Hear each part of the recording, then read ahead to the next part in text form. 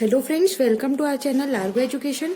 Today we will study Hindu Undivided Family Business. Okay, so friends, आज हम बात करने जा रहे हैं हिंदू अनडिवाइडेड फैमिली बिजनेस मतलब HUF के बारे में। हमने डिफरेंट फॉर्म्स ऑफ ऑर्गेनाइजेशन देख रहे हैं। ओके, जिसमें हमने ऑलरेडी देख चुके हैं सोल प्रोप्राइटरशिप एंड पार्टनरशिप के बारे में, जिसमें हमने सोल प्रोप्राइटरशिप के definition, features, merits and demerits and partnership के भी फीचर्स, मेरिट्स एंड डीमेरिट्स देखे थे। और इस वीडियो में हम HUF के बारे में पढ़ने जा रहे हैं। So let's start with this video. Okay, so friends, HUF मतलब Hindu undivided family business only India में ही पाया जाता है। फर्स्ट पॉइंट क्या कह रहा है? Found only in India. Okay, सिर्फ ये Hindu undivided family business India में ही होता है। बेसिकली इंडिया में ही मोस्टली हिंदूज रहते हैं, इसलिए ये इंडिया में ही होता है ये वाला बिजनेस। ओके, अदर कंट्रीज में ये बिजनेस नहीं होता है। Then one of the oldest form of business. So friends, form of business organisation के अंदर जैसे कि हमने देखा बहुत सारे फॉर्म्स हैं। ओके, बट ओल्डेस्ट फॉर्म कौन सा है बिजनेस का? HUF, Hindu undivided family business. Okay, third is owned and carried on by members of HUF। ये सिर्फ HUF के जो मेंबर्स होते हैं उन्हीं के द्वारा ओन एंड कैरीड किया जाता है। मतलब जैसे फॉर एग्जांपल कंपनी में ओन कौन करता है? Share holders. ओके, जिन्होंने शेयर्स में इन्वेस्ट किया है। और मैनेज कौन करता है? Board of directors. बट यहाँ पे ऐसा नहीं होता है। यहाँ पे own as well as control कौन देखता है? फैमिली मेंबर्स ही देखते हैं। स्पेशली कौन? कर्ता। Okay, so friends, it is govern by Hindu law. Okay, ये हिंदू लॉ के अकॉर्डिंग गवर्न है। ओके, एक एक्ट है हिंदू लॉ, उसी के अकॉर्डिंग ये पूरा फैमिली बिजनेस रन करता है। ओके, फिर है admission by birth plus adoption. Means जब जो भी मतलब फैमिली में बच्चा बर्थ लेता है, बॉर्न होता है, तभी से उसका एडमिशन उसमें हो जाता है। Okay, Hindu undivided family business में।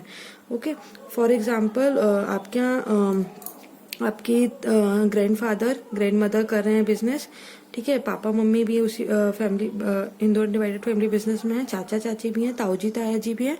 ओके, सो उनका किसी का भी बच्चा होगा तो वो बाय बर्थ उसमें एडमिशन ले लेता है। उस अलग से इसकी कोई प्रोसेस नहीं होती है। जैसे भी कोई भी बच्चा बॉर्न होता है उसका ऑलरेडी उसमें एडमिशन हो जाता है। फॉर एग्जाम्पल कोई बच्चा अडॉप्ट करता है तो उसमें बच्चा अडॉप्ट करता है तो उसकी कुछ प्रोसेस होती है एंड देन वो भी फैमिली बिजनेस में इंक्लूड हो जाता है। ओके, कंट्रोल बाय कौन? कर्ता। कर्ता कौन होता है? Eldest business member, eldest family member. Okay, so for example जैसे आपके दादाजी हैं और आपकी दादी जी हैं। ओके, फिर आपके मम्मी पापा हैं, ताया जी ताई जी हैं और चाचा चाची हैं। ये सारे लोग मिलके family business, Hindu undivided family business run कर रहे हैं। ओके, सो जो आपके दादाजी हैं वही सारे डिसीजन लेंगे। ओके, वही पूरे बिजनेस को कंट्रोल करेंगे, मैनेज करेंगे, क्योंकि वो कौन होंगे? कर्ता होंगे। ओके, और बाकी जो मेंबर्स बचेंगे उनको इक्वल राइट्स होता है और वो को पार्टनर्स कहलाते हैं। ओके, फॉर एग्जाम्पल जितना भी प्रॉफिट हुआ होता है वो 1:1:1:1 के रेशियो में सबको इक्वली डिस्ट्रीब्यूट होता है। सारे राइट्स भी इक्वल होते हैं, बस कर्ता के राइट्स ज्यादा होते हैं। कर्ता की जो लाइबिलिटी होती है वो अनलिमिटेड होती है। फॉर से आपको बिजनेस में लॉस हो रहा है तो आपकी जो लाइबिलिटी, मेंबर्स की जो लाइबिलिटी होगी उस लिमिटेड होगी, लेकिन कर्ता की जो लाइबिलिटी होगी वो अनलिमिटेड होगी। इनकेस बिजनेस में अगर आपको लॉस हो रहा है तो सारा लॉस कौन अपने एसेट्स सेल आउट करके कौन पे करेगा? कर्ता करेगा। ओके, फैमिली मेंबर्स को कुछ भी सेल आउट करके लाइबिलिटी को पे ऑफ नहीं करना होता है। ओके, देन होता है लास्ट पॉइंट हमारा, it is diminishing as joint families in India. Okay, इसका मतलब ये है कि अब ज्वाइंट फैमिलीज हमारे इंडिया में कम होती जा रही हैं, क्योंकि हमारा इंडिया भी वेस्टर्न कल्चर को अडॉप्ट कर रहा है धीरे धीरे। ओके, सो हमारे यहाँ भी ज्वाइंट फैमिलीज अब कम होती जा रही हैं धीरे धीरे। तो इसी कारण से ये भी अब ज्वाइंट हिंदू फैमिली बिजनेस भी बहुत कम ही रह गए हैं। सो फ्रेंड्स, ये था इंट्रोडक्शन। अब हम देखते हैं features of Hindu undivided family business. तो फ्रेंड्स, अब हम इसके फीचर्स देखेंगे। So let's start with formation. Okay, so formation में क्या होता है? एटलीस्ट 2 मेंबर्स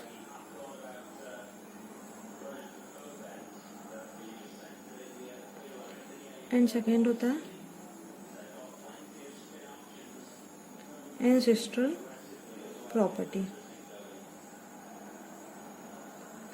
ठीक है, सो फॉर्मेशन में फ्रेंड्स 2 मेंबर्स का होना कंपलसरी है एंड इनके पास एंसेस्ट्रल प्रॉपर्टी मीन्स पुरानी पूर्वजों की प्रॉपर्टी होनी कंपलसरी होती है। ओके फ्रेंड्स, इसमें एक we have one act, one act that is Hindu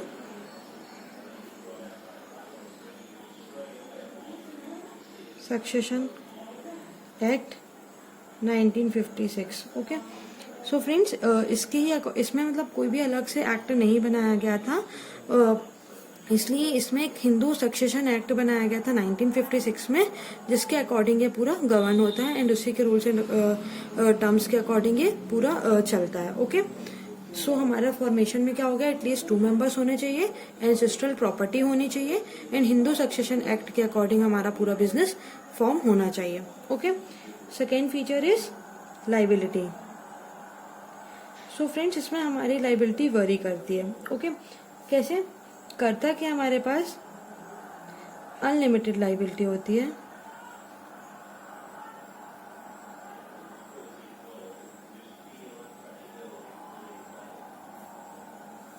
whereas को पार्टनर्स की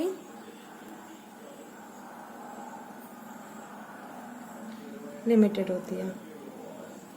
ओके, कैसे, क्योंकि करता ही सारे डिसीजंस को कंट्रोल मैनेज करता है, इसलिए कोई भी अगर लॉस होता है इन केस, ओके, वो बिजनेस के पे ऑफ करने के बाद अभी अगर पे नहीं होता है तो फिर कर्ता की लाइबिलिटी अनलिमिटेड होती है। ओके, फिर कर्ता को ही अपने एसेट्स को सेल आउट करके पे ऑफ करना होता है। ओके, वेयर एज को पार्टनर्स की लाइबिलिटी अनलिमिटेड लिमिटेड होती है। को पार्टनर्स मीन्स बाकी जो मेंबर्स होते हैं। ओके, कर्ता के अलावा जो बाकी मेंबर्स होते हैं उनकी लाइबिलिटी लिमिटेड होती है। Okay, then third is control. Okay, control में क्या है, continues even after death of karta. Okay, so अगर कर्ता की डेथ भी हो जाती है, ओके, तब भी बिजनेस हमारा कंटिन्यू होता है। ऐसा नहीं होता कि हमारा business, for example sole proprietorship में अगर ओनर की डेथ हो जाती है तो फिर वो सिंगल ओनर था, इसलिए बिजनेस आगे रन नहीं करता। बट इसमें क्या होता है, एचयूएफ में अगर कर्ता की डेथ हो जाती है तब भी बिजनेस हमारा कंटिन्यू करता है एंड फिर कर्ता कौन बनता है, ओल्डेस्ट मेंबर। मतलब कर्ता के जो बाद वाला ओल्डेस्ट मेंबर होता है वो हमारा कर्ता बन जाता है। ओके, देन हमारा फोर्थ है माइनर मेंबर।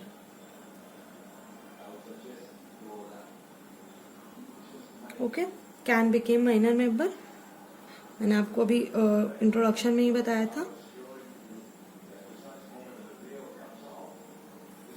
ओके, कैसे, अगर कोई भी चाइल्ड बर्थ लेता है तो वो ऑलरेडी हमारे यहाँ इंक्लूडेड हो जाता है। ओके, एचयूएफ में कोई भी उसके लिए अलग से प्रोसेस नहीं करनी होती है, वो हमारे यहाँ इस एचयूएफ में ऑलरेडी इंक्लूड हो जाता है। Okay, as by birth.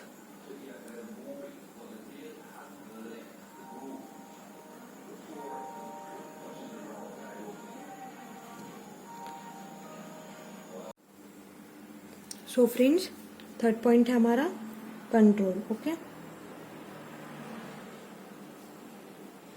Control में क्या, lies with karta. Okay, lies with karta as an, क्योंकि कर्ता हमारा हेड ऑफ द फैमिली होता है, हेड ऑफ द बिजनेस होता है, इसलिए सारे डिसीजन कर्ता के ऊपर ही लाई करते हैं। ओके, अब यहाँ पास कर्ता की लाइबिलिटी भी अनलिमिटेड होती है। सो इसलिए सारे कंट्रोल एंड सारे डिसीजंस तो वही लेगा ना। इनकेस अगर फैमिली मेंबर्स को वो बोलता है कंट्रोल करने के लिए या सारे डिसीजन लेने के लिए, ओके, और फिर फैमिली मेंबर्स ने जो भी डिसीजन लिया हो वो इनकेस गलत हो जाता है और उसके कारण कोई बिजनेस में लॉस हो जाता है, तो फिर लाइबिलिटी तो अनलिमिटेड किसकी, कर्ता की, और सारी चीजें फिर कर्ता को पे करनी पड़ेगी। इसलिए यहाँ पास लाइबिलिटी कंट्रोल भी कौन करता है, कर्ता ही करता है। ओके, देन हमारा होता है fourth point is continuity. Continuous even after death of the कर्ता। ओके, अगर कर्ता की डेथ हो जाती है तब भी हमारा बिजनेस कंटिन्यू करता है। फिर जो ओल्डेस्ट मेंबर होता है हमारे फैमिली का वो क्या बनता है, कर्ता बनता है। Okay, then fifth is minor member can became members। Okay, minor members means 18 years से जो बिलो होते हैं वो भी इसमें मेंबर्स बन सकते हैं, क्योंकि इसमें बाय बर्थ हमारा एडमिशन लेने की प्रोसेस होती है। तो अगर वो बनना चाहते हैं मेंबर बिजनेस का तो वो माइनर में भी हमारे मेंबर्स बिजनेस के बन सकते हैं। ओके, इसमें हम क्या लिख सकते हैं, as by birth gets included। okay,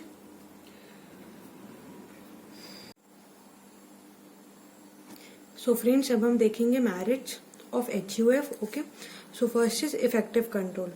friends इसमें कर्ता के हाथ पे सारे कंट्रोल एंड सारे डिसीजन होते हैं, तो ऑब्वियसली जो भी हमारा डिसीजन या जो भी हमारा मैनेजमेंट होगा वो इफेक्टिव होगा। ओके, सही होगा।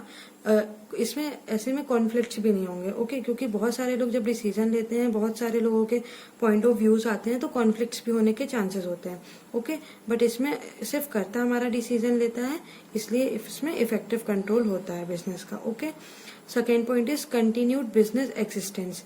मीन्स बिजनेस अगर इनकेस कर्ता की डेथ हो जाती है तब भी बिजनेस हमारा कंटिन्यू रहता है। ओके, अभी मैंने आपको बताया था कि अगर कर्ता की डेथ हो जाती है तो फिर ओल्डेस्ट मेंबर जो भी होता है वो बिजनेस में कर्ता बन जाता है। सो इसलिए इसमें बिजनेस कभी भी रुकता नहीं है। ओके, इसकी कंटिन्यूटी बनी रहती है।